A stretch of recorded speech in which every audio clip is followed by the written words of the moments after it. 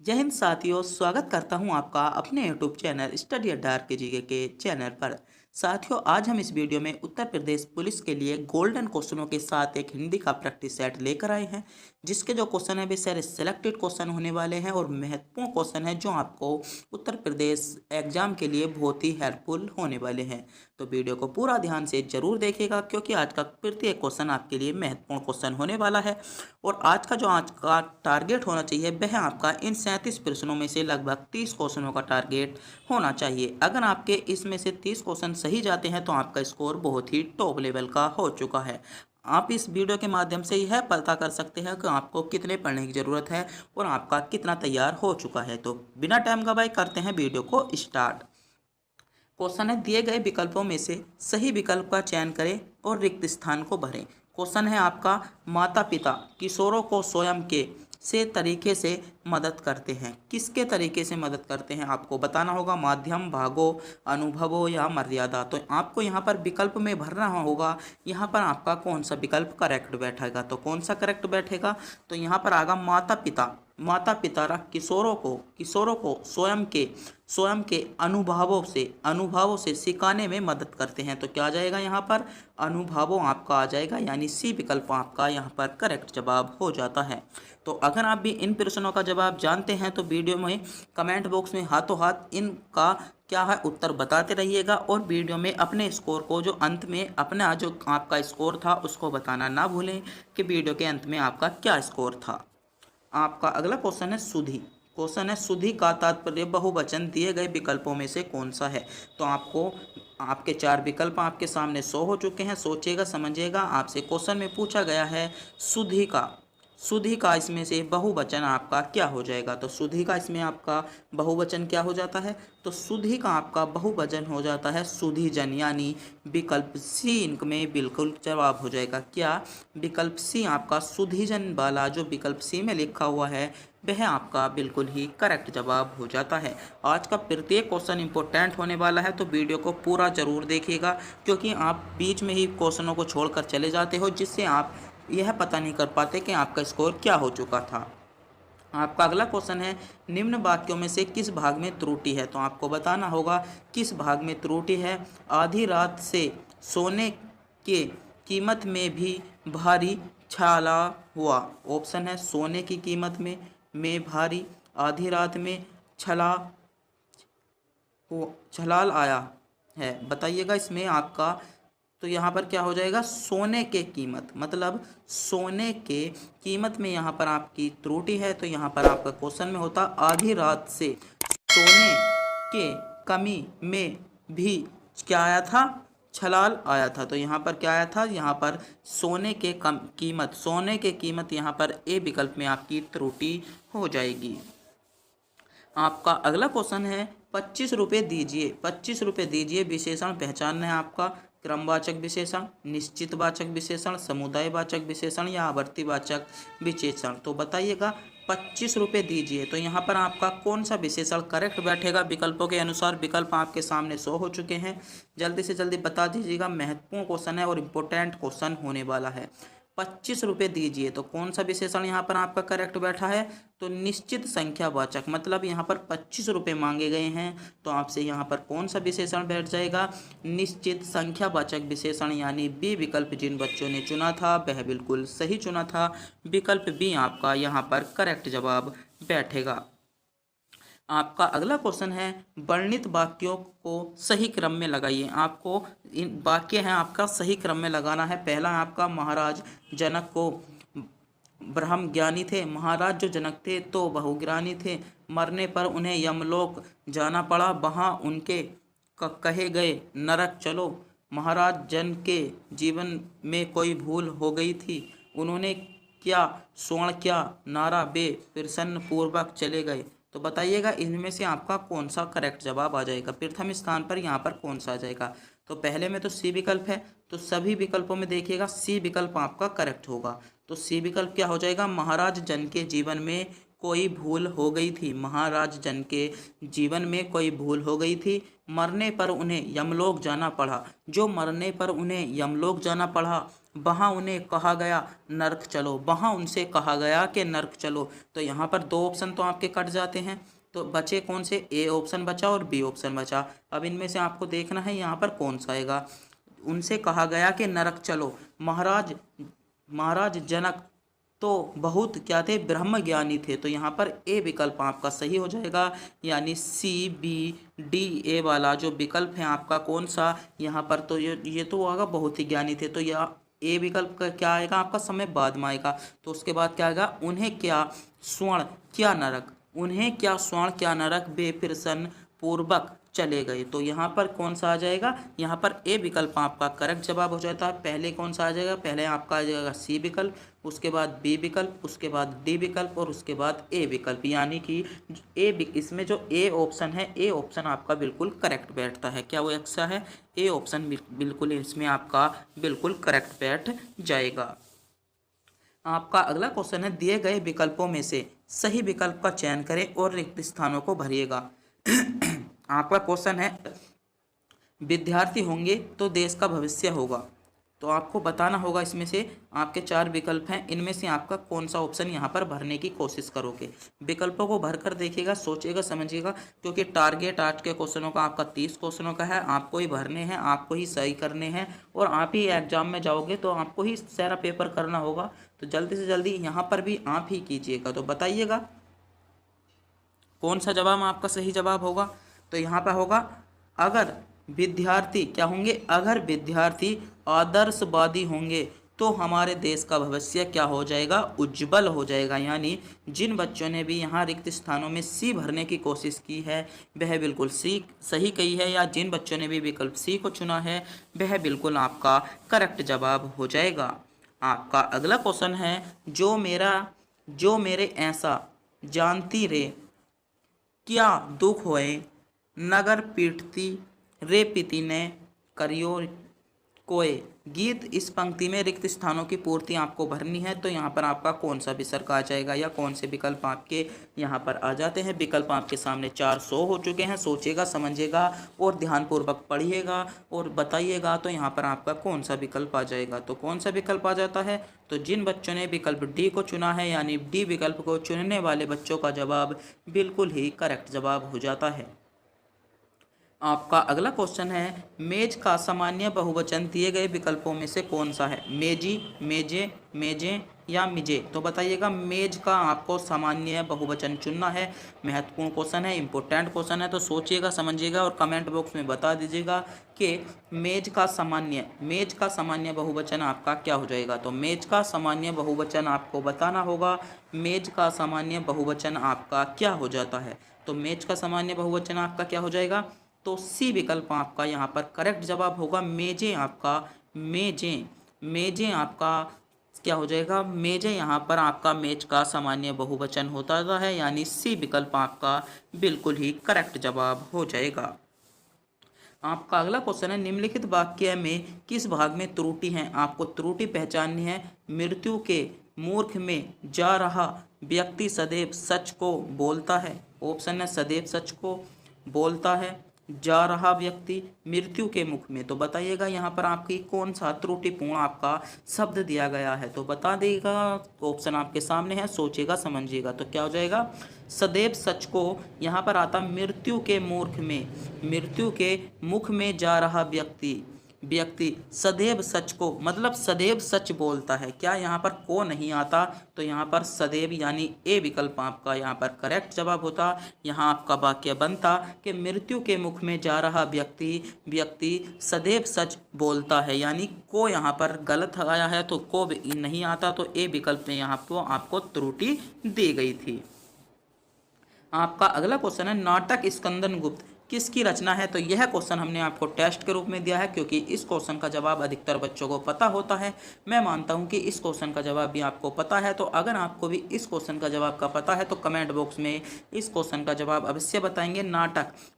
स्कंदन गुप्त किसका नाटक है। तो जल्दी से जल्दी बता दीजिएगा। विकल्प आपके सामने 100 हो चुके हैं, सोचिएगा, समझिएगा और कमेंट बॉक्स में बताइएगा उत्तर को। जल्दी से जल्दी कमेंट बॉक्स में बताइएगा।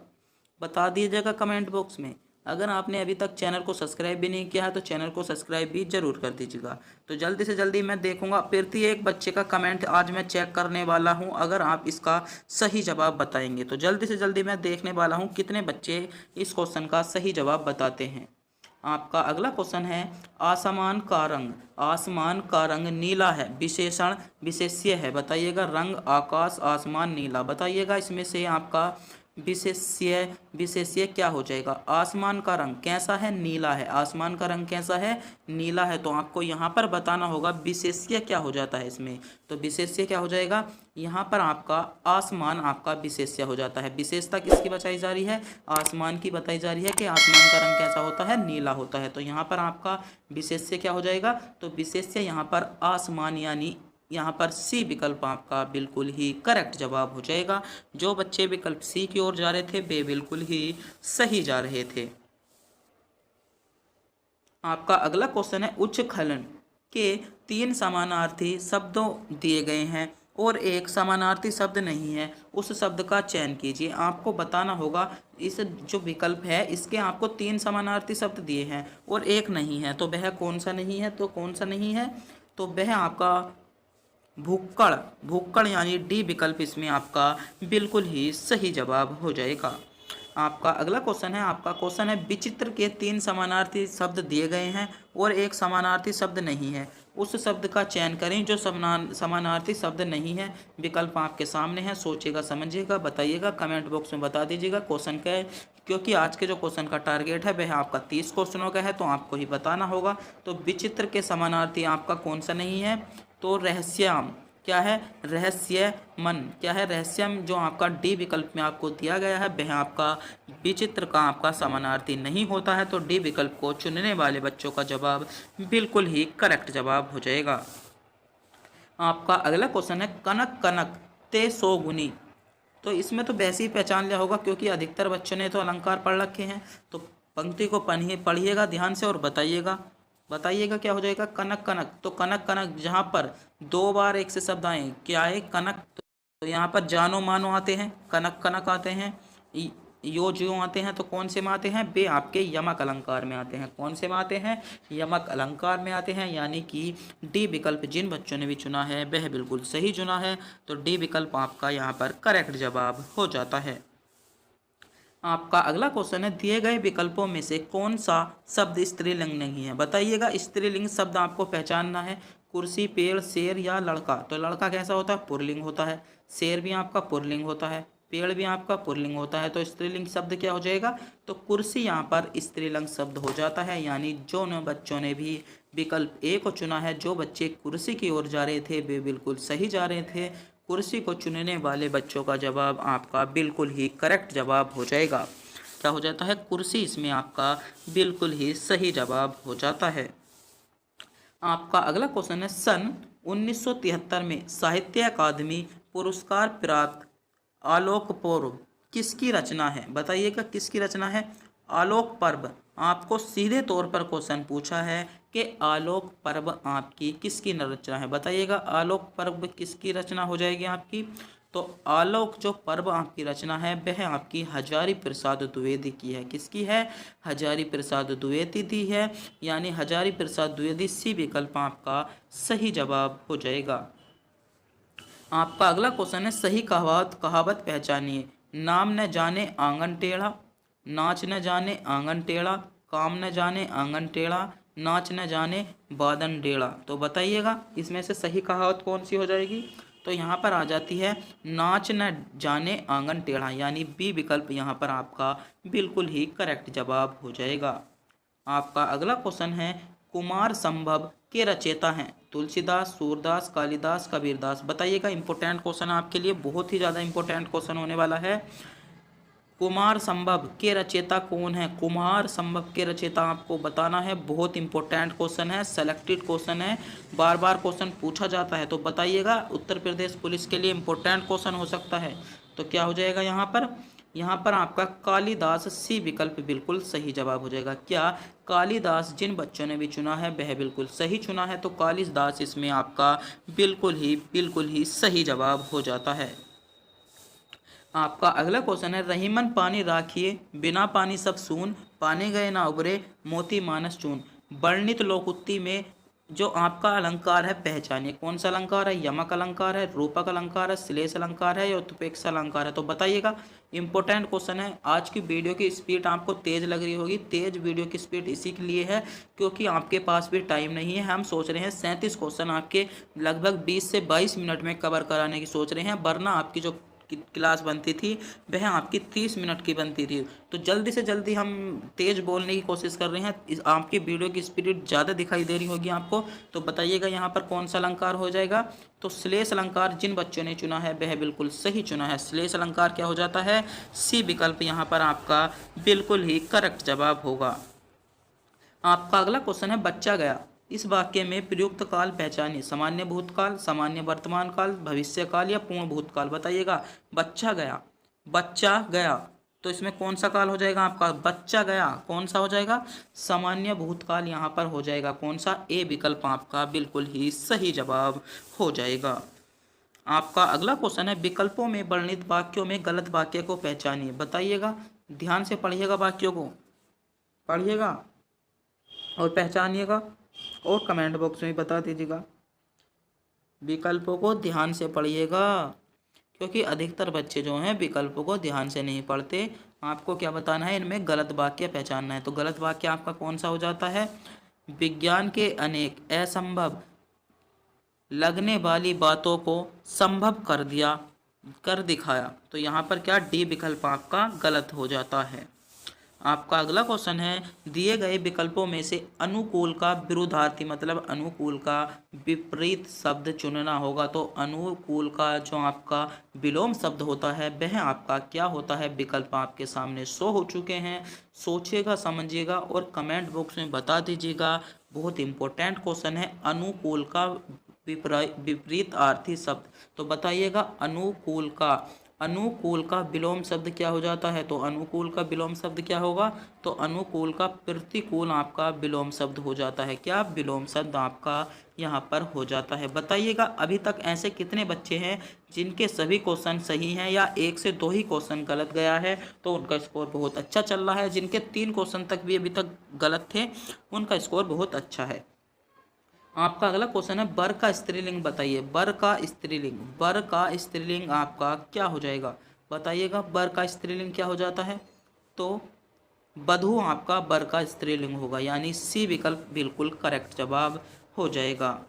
आपका अगला क्वेश्चन है, राम साधु तुम साधु सुजाना, राम मथु भली में पहचाना, वर्णित लोकोक्ति में अलंकार कौन सा हो जाएगा? तो कौन सा अलंकार हो जाता है आपका?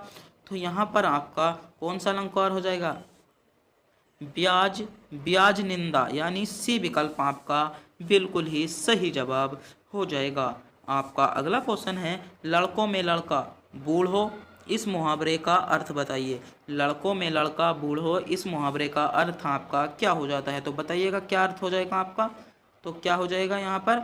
सर्वप्रिय होना, यानी सर्वप्रिय होना। ए विकल्प आपका बिल्कुल ही। निम्नलिखित विकल्पों में से एक सही वाक्य है, उसको छांटिए। विकल्प आपके सामने शो हो चुके हैं। सोचिएगा, समझिएगा, पढ़िएगा ध्यान से। पहला है, तुम मफल नहीं हो सक बिना कठोर परिश्रम के। इसमें आता तुम सफल नहीं हो सकते बिना कठोर परिश्रम के। तो एक विकल्प तो आपका गलत हो जाएगा। बिना कड़ी परिश्रम किए तुम सफल नहीं हो सकते। बिना कड़ी परिश्रम किए तुम सफल नहीं हो सकते है। तीसरा है, कठिन परिश्रम के बिना तुम सफल नहीं हो सकते। चौथा है, बिना कठोर परिश्रम किए तुम सफल नहीं होगे। तो पहला तो आपका गलत हो गया। दूसरा भी आपका क्या है? किए आपका ऐसा नहीं लिखा जाता है, तो दूसरा भी क्या हो जाएगा? आपका गलत हो जाता है। तीसरा है, बिना कड़ी, मतलब आपका यहाँ पर आता बिना कड़े। यहाँ पर कड़ी की जगह क्या आता आपका? यहाँ पर आता बिना कड़े, मतलब कड़े परिश्रम क्या किए बिना तुम सफल नहीं हो सकते। तो इसमें विकल्प क्या हो जाएगा? सी विकल्प आपका सही जवाब हो जाता है। कठिन परिश्रम किए बिना तुम सफल नहीं हो सकते। क्या हो सकते? कठिन परिश्रम किए बिना तुम सफल नहीं हो सकते। तो यहाँ पर सी विकल्प आपका सही जवाब हो जाएगा। एनिमुलेट करके, मतलब एक एक क्वेश्चन को ध्यान से पढ़ना है क्योंकि प्रत्येक क्वेश्चन जो है वह आपका 2 नंबर का है। क्या, चाहे वो जीएस का हो, मैथ का हो, रीजनिंग का हो। प्रत्येक क्वेश्चन आपको देकर 2 ही नंबर जाएगा, तो प्रत्येक क्वेश्चनों को बराबर टाइम दीजिएगा और ध्यान से सोच समझ के उत्तर को दीजिएगा, क्योंकि प्रत्येक क्वेश्चन आपको बराबर ही नंबर देकर जाता है। आपका अगला क्वेश्चन है, नीचे दिए गए शब्द किस गुण विशेषण के प्रकार हैं। ऑप्शन है अच्छा, दानी, न्यायी या कृपालु। तो ये है आपको बताना है किस गुणवाचक के विशेषण है। आकार बोधक के, गंग बोधक के, गुणबाधक के या दोष बाधक के। कौन सा हो जाएगा इसमें?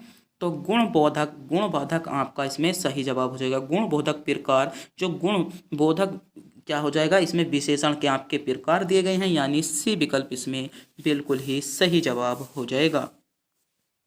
आपका अगला क्वेश्चन है, दिए गए विकल्पों में से रुजु का विरुद्धार्थी मतलब विपरीतार्थी शब्द इनमें से कौन सा है। सुर, वक्र, सरल या मिथ्या। तो बताइएगा। रिजु जो आपका रिजु है उसका आपको विपरार्थी मतलब विरुद्धार्थी मतलब जिसका विपरीत अर्थ हो, यानी जिसे हम विलोम भी कह सकते हैं। तो आपका रिजु का विलोम क्या हो जाएगा? तो वक्र इसमें आपका सही जवाब हो जाएगा। यानी जो बच्चे विकल्प बी की ओर जा रहे हैं, जिन बच्चों ने वक्र को चुना है वह बिल्कुल सही चुना है। वक्र इसमें आपका सही जवाब हो जाता है।